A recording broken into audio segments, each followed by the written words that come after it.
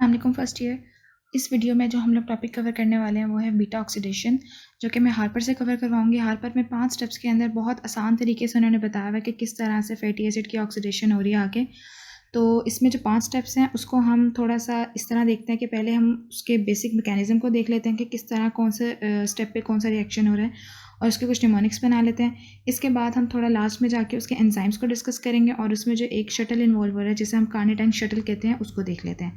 तो सबसे पहले अगर हम स्टार्ट करें बीटा ऑक्सीडेशन, तो बीटा ऑक्सीडेशन हमारे पास किस तरह स्टार्ट हो रही है। सबसे पहले हमारे पास बनता है फैटी एसिड, फैटी एसिड जो हमारे पास मौजूद होता है उसने आगे से जाके किस तरह से एसाइल कोए में कन्वर्जन करनी होती है और किस तरह से हमें जो फाइनल प्रोडक्ट है वो मिलना होता है। बेसिकली इसमें हमें चाहिए क्या होता है, बीटा ऑक्सीडेशन से हमें एनर्जी मिलती है, FADH मिलता है, NADH मिलता है। तो उसके लिए ये मैकेनिज्म होता है और किस तरह से होता है ये देखते हैं। सबसे पहले हमारे पास जो था फैटी एसिड, और ये रिएक्शन 3 जगह पे हो रहा होता है। सबसे पहले होता है हमारे पास साइटोसॉल में, फिर होता है हमारे पास माइटोकॉन्ड्रियल मेम्ब्रेन्स में, फिर तीसरा होता है हमारे पास माइटोकॉन्ड्रिया में। ठीक है, तो अभी हम लोग डायरेक्ट साइटोसोल से माइटोकॉन्ड्रिया वाला देखते हैं कि किस तरह जा रहा है, और जो माइटोकॉन्ड्रिया के अंदर माइटोकॉन्ड्रियल मेम्ब्रेन में जो रिएक्शन हो रहे होते हैं उसको हम लोग थोड़ा बाद में जाके देखते हैं। फैटी एसिड से स्टार्ट करना हम लोगों ने। तो फैटी एसिड सबसे पहले, फैटी एसिड किस तरह से हमारे पास एसाइल कोए में कन्वर्ट हो रहा होता है, ये हमारे पास रिएक्शन हो रहा होता है साइटोसॉल में, क्योंकि हमारे पास एक्टिव फॉर्म चाहिए हमें इसकी आगे ऑक्सीडेशन करने के लिए। तो एसाइल कोए जो है ये एक्टिव फॉर्म है फैटी एसिड की। ठीक है, इसमें अब क्योंकि एसाइल कोए की सिंथेसिस हो रही है तो जो इसके अंदर एंजाइम इन्वॉल्व होगा वो जाहिर है कुछ ना कुछ इस तरह होगा जिसके अंदर नाम में आ रहा होगा सिंथेटेज, क्योंकि वो इसकी सिंथेसिस करवा रहा है। तो हमारे पास सबसे पहले जो स्टेप में हमारे पास एंजाइम यूज़ हुआ उसका नाम था सिंथेटेज, और किसकी सिंथेसिस करवा रहा है वो एसाइल कोए। तो अल्टीमेटली इसका नाम क्या हो जाएगा, एसाइल कोए सिंथेटेज। ठीक है, क्योंकि एसाइल कोए की करवा रहा है। अब यहाँ पर हमारे पास एक ATP यूज़ हो रहा है, ये एनर्जी कंज्यूमिंग प्रोसेस है। यहाँ पर सिर्फ हमें एक ATP यूज़ हो रहा है। ठीक है, बाकी जो स्टेप्स होंगे ना उसके अंदर हमारे पास ATP हमें वहाँ से निकालना है। बेसिकली वो हमें एनर्जी कंज्यूमिंग प्रोसेस नहीं है, वो एनर्जी गिविंग प्रोसेस है। तो वो हम आगे देखते हैं। अब ये हमारे पास एसाइल कोए आ गया है। अपेरेंटली तो हमें लग रहा है कि ये माइटोकॉन्ड्रिया के अंदर चला गया है और इसने आगे जाकर जो भी इसके मैकेनिज्म्स हैं वो हो रहे हैं। नहीं, इसके दरम्यान में कुछ प्रोसेस होते हैं जो माइटोकॉन्ड्रिया में डायरेक्ट नहीं जाने देते, इसमें उसको मेम्ब्रेन में कुछ मॉडिफिकेशंस वगैरह होती हैं, तब जाकर ये एसाइल कोए अंदर आता है। तो उसको हम थोड़ा बाद में देखते हैं। ये स्टेप बहुत आसान था इसलिए इसका कोई हम निमोनिक अभी नहीं बना रहे, लेकिन जो आगे वाले स्टेप्स हैं उसको हम देख लेते हैं। ये हमारे पास एसाइल कोए माइटोकॉन्ड्रिया के अंदर आ गया।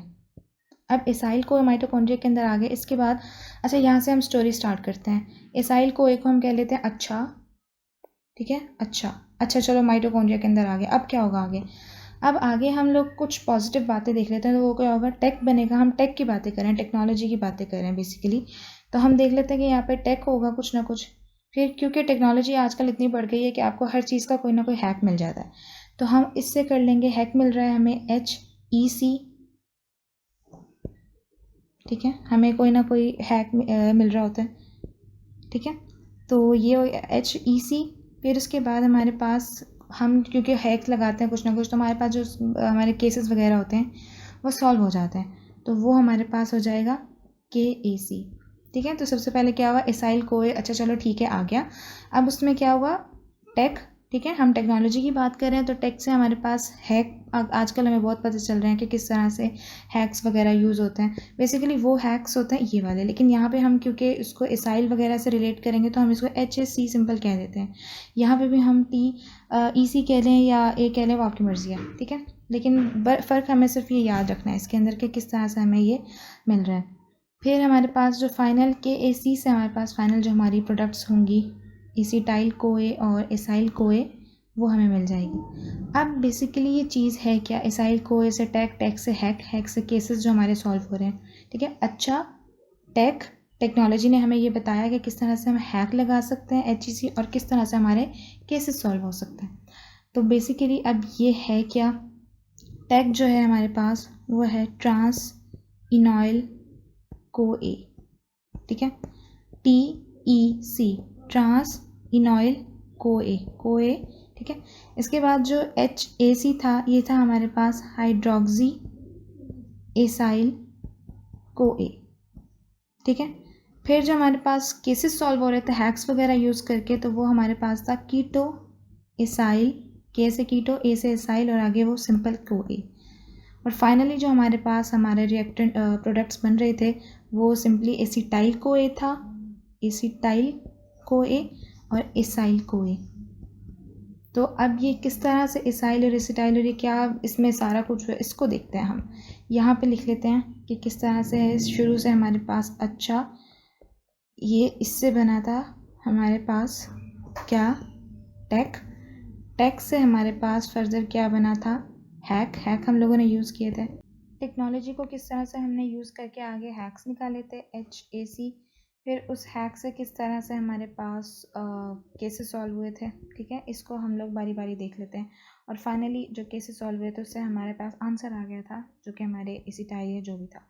तो सबसे पहले इस स्टेप में देखते हैं कि यहाँ पर ये जो ट्रांस इनॉइल CoA है, ट्रांस इनॉइल CoA, इसमें हो क्या रहा है। यहाँ पे बेसिकली अब हमने यहाँ पे ना इन चारों स्टेप्स को, हमारे पास एसाइल CoA अंदर तो आ गया है ना, एसाइल CoA माइटोकॉन्ड्रिया के अंदर आ गया, अच्छी बात है हमारे पास आ गया। लेकिन अब इन सारे स्टेप्स में हमने सबसे पहले क्या देखना है कि ये 4 स्टेप्स किस तरह से हो रहे हैं जो माइटोकॉन्ड्रिया के अंदर हो रहे हैं। सबसे पहले होगी हमारे पास डिहाइड्रोजिनेशन, फिर उसके बाद हमारे पास होगी हाइड्रोक्सिलेशन मतलब कि यहाँ पर वाटर की एडिशन होगी। डिहाइड्रोजिनेशन मतलब है कि यहाँ से हाइड्रोजन को रिमूव करवाया जाएगा। फर्दर डिहाइड्रोजिनेशन होगी, फिर हमारे पास लास्ट में क्लीवेज हो जाएगी। क्योंकि माइटोकॉन्ड्रिया के अंदर तो 4 स्टेप्स हो रहे थे ना, बाकी एक तो हमारे पास साइटोसॉल से बन के आ रहा था। तो ये 4 स्टेप्स में थे। सबसे पहले डिहाइड्रोजिनेशन, फिर हाइड्रोक्सिलेशन, फिर डिहाइड्रोजिनेशन, देन क्लीवेज। अब डिहाइड्रोजिनेशन का मतलब है कि हाइड्रोजन रिमूव हो रहा है। जब हाइड्रोजन रिमूव हो रहा है तो हाइड्रोजन बेसिकली आगे कहाँ जा रहा है, FAD और FADH में कन्वर्जन हो रही है। ठीक है, और NAD और NADH में कन्वर्जन हो रही है इसकी, हाइड्रोजन की। अब वहाँ जा रहा है तो इसका मतलब है कि ये एनर्जी करेंसी है, क्योंकि इन्होंने ही आगे जाके हमें ATP देना है। ठीक है, तो अब जिस स्टेप से हम लोगों ने हाइड्रोजन को रिमूव करवाना है ना, हम कहेंगे कि हमें उस स्टेप से हाइड्रोजन चाहिए तो मतलब हमें एनर्जी चाहिए, हमें उस स्टेप से कोई चीज़ ले रहे हैं, हम उनसे पैसे ले रहे हैं कुछ बेसिकली। तो अब हम इसको देखते हैं कि कौन से स्टेप से हमें क्या चाहिए और किस तरह। तो पहले बताया था कि सबसे पहले स्टेप में हमें डिहाइड्रोजनेशन करनी है, यानी कि यहाँ से हमने हाइड्रोजन को रिमूव करवाना है। तो हाइड्रोजन जब ये रिमूव होगा आगे FAD में कन्वर्जन इसकी होनी है, जिस तरह FADH2 बन जाएगा और उस फर्दर आगे ATPs वगैरह देंगे, वो अलग बात है। लेकिन यहाँ से हाइड्रोजन रिमूव करवानी है तो यहाँ हमारे पास कोई ना कोई ऐसा एंजाइम होगा जो डिहाइड्रोजनेशन करवा रहा है। तो एंजाइम भी जाहिर बात है डिहाइड्रोजिनेज होगा। ठीक है, डिहाइड्रोजिनेज। इसी तरह नेक्स्ट स्टेप में मैंने आपको बताया था हाइड्रोक्सिलेशन होनी है। किस तरह से, अब यहाँ पे हाइड्रोक्सिलेशन है तो मतलब कोई ना कोई एंजाइम में वाटर ऐड करवा रहा है तो उसका नाम भी कुछ हाइड्रोक्सिलेज वगैरह होगा। यहाँ पे एक हाइड्रोक्सिलेज आ गया। देन हमारे पास फर्दर यहाँ पे हाइड्रोजन रिमूव करवानी है, फिर डिहाइड्रोजिनेशन करवानी है तो डिहाइड्रोजिनेज आ गया। और यहाँ पे हमारे पास एथायोलेज एक एंजाइम है जिसने क्लीवेज करवानी है। तो ये आसान है याद रखना। अब हम इसका देखते हैं इसकी स्टोरी कि कैसे है। हमें यहाँ इस स्टेप से हमें पैसे चाहिए, हाइड्रोजन हमारे पास एनर्जी करेंसी है, हमें यहाँ से करेंसी चाहिए हाइड्रोजन। तो हम पहले उसे क्या कहेंगे कि यार हमें दे दो प्लीज़ दे दो, मिन्नतें तरले कर लेंगे। कहते अच्छा चलो ले लो तुम ये हाइड्रोजन ले लो। यहाँ पे इसने इस स्टेप में एसाइल CoA जो था हमारे पास, यहाँ पे इसने जब टेक में कन्वर्ट हुआ था ट्रांसइनाइल CoA में, तो इस स्टेप में हमारे पास एनर्जी ले ली थी, एनर्जी करेंसी ले ली थी बेसिकली। अब नेक्स्ट स्टेप में वो उसे कहता है यार फिर दे दो, वो कहता है नहीं मैं अब नहीं दे रहा, वो गुस्सा कर रहा है मैंने नहीं देना अब। तो वो क्या कहता है अच्छा तुम गुस्सा ना करो, ठंडे हो जाओ। ठीक है, ठंडे हो जाओ, तुम पानी शानी पियो, फिर देखते हैं क्या करना है। अभी जो टैक्स हैक बन रहा था ना, यहाँ पे वो उसको पानी पिलाता है कि अच्छा चलो तुम पानी शानी पियो। ठीक है, अब देखते हैं क्या करना है। यहाँ पे हाइड्रोक्सिलेज आएगा, वाटर ऐड करवाएगा और इस तरह से इस स्टेप में हमारे पास हाइड्रोलेज की इस्तेमाल होगा। नेक्स्ट स्टेप में पानी शानी पी लिया, ठंडे हो गए। अच्छा यार वो ना एक और हाइड्रोजन चाहिए था, वो NAD बनाना है, NADH बनाना है, तो एक करेंसी चाहिए हमें, एनर्जी करेंसी। चलो ठीक है, पानी शानी पी लिया था, ठंडे हो गए, अब ले लो हाइड्रोजन। ठीक है, लेकिन आगे नहीं दूंगा मैं, यहाँ से दे रहा हूँ ना, आगे नहीं दूंगा। यहाँ से फर्दर एक और हाइड्रोजन रिमूव हुआ। ठीक है, इस हाइड्रोजन से आगे हमारे पास NAD बन गया, NADH बन गया। ठीक है, किस तरह से, तो बेसिकली इन 3 स्टेप्स में हमारे पास क्या हुआ है, पहले हमने एनर्जी करेंसी ले ली मिन्नतें तरले करके, यार दे दो, हाइड्रोजन हमने वहाँ से रिमूव करवा लिया। उसके बाद फिर वो गुस्सा कर रहा है कि नहीं मैंने नहीं देना। फिर हमने क्या किया, उसको पानी शानी पिलाया, ठंडा किया है, पानी पिलाया है तो हाइड्रोक्सिलेशन करवाई है। फिर जब वो ठंडा हो गया हमने दोबारा उससे मांगा कि अच्छा चलो अब तो तुम ठंडे हो गए, अब दे दो हाइड्रोजन। तो हाइड्रोजन उसने फिर दे दिया है, ठीक है। तो पहले में भी हाइड्रोजन रिमूव हुआ, करवा लिया मिनटों से, फिर हमने उसको पानी पिला के ठंडा किया, फिर हमने मज़ीद उससे एक और हाइड्रोजन लेना था तो वो उसने दे दिया, क्योंकि हमने उसकी खिदमत की है थोड़ी सी। फिर जो लास्ट स्टेप था उसमें थायोलेज की सिंपल यूज़ था, तो वो इतना मुश्किल नहीं है याद करने का।